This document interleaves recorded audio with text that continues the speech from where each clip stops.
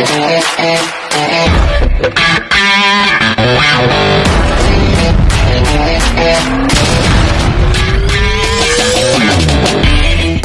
mga kabosing, mag-deliver po tayo.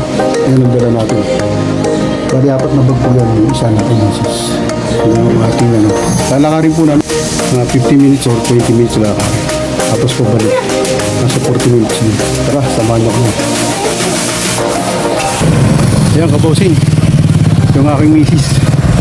Dalawa kami magdadala.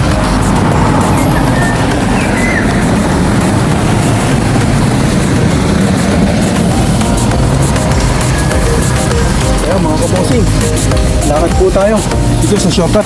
Bawal kasi ang tricycle, kaya ito pipilitin natin yung hirap.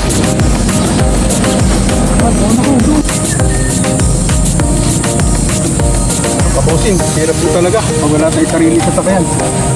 Pinaikot pa kami ng gwardiya.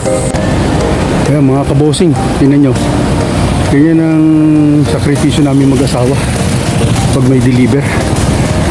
Ito pa isa pang kalaban natin yan, namumuo ng ulap, posibleng umulan yan, kailangan natin magmadali. Yan yung asawa ko, kailangan talaga laban tayo para sa buhay. Kita nyo naman medyo mahaba-haba pa lalakarin natin. Okay lang, pero kailangan natin ngayon dala namin dalawang bayong, tapos ito yung dalawa din labag. Kabosing, dyan tayo pupunta sa Kampaninan. Awan ng Diyos, malapit ako. Yun naman yung panahon, nakita nyo, kapaka-dilim, mahirap yun pag inabot tayo ng ulan. Minsan po na may vlog ito, yung bagong tinatayo. Yan ang school ng Dualtech dito sa amin. Gusto talaga, laban lang. Ayan, dito tayo sa client natin. Ma'am, sama kayo sa vlog ko. Salamat po na marami. Tagal na nalagita na. Enjoy pa lang yung college. Oo nga Kasi na pag binagdama na po ng dalo parang may salamat po. Ma'am, salamat po Ay, yung video pa. Sasama ko po kayo sa aking vlog. Thank you. Salamat po. Salamat. Bakit po ko yung contact number niya? Cellphone number. Meron ba kayo? Okay lang. Ating client, Kabosing. Salamat sa Panginoon, nandito na tayo, natanggap na nila. Maraming salamat. Yan mga Kabosing, eto, awa po ng Diyos, ang saya dahil natanggap na nila. Nakangiti pa yung ating client. Pagka ganun mo kasi ang mangyayari, yung hirap mo at saka pagod, talagang nawawala dahil sa makikita mong reaksyon. Maraming salamat sa pagsama niyo sa amin. Ito, kainitan, bali mag-alas 10 na po ng umaga dito.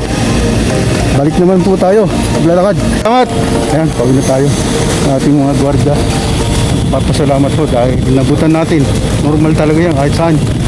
Kahit ako nung ako'y gwardiya pa, may mga client kami o mga customer papasok sa company, mga pagkain o ano man, di na iwasan, kaabutan ka, tatanggap mo siyempre, bigay naman yan, di mo naman pinopersa.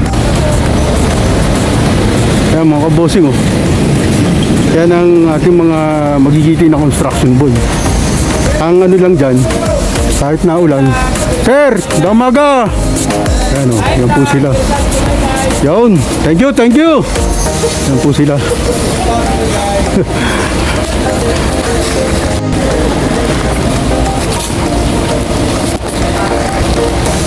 Yung kaligayahan nila, yung kumaway at saka bumati, mga ating magigiting na constructions boy.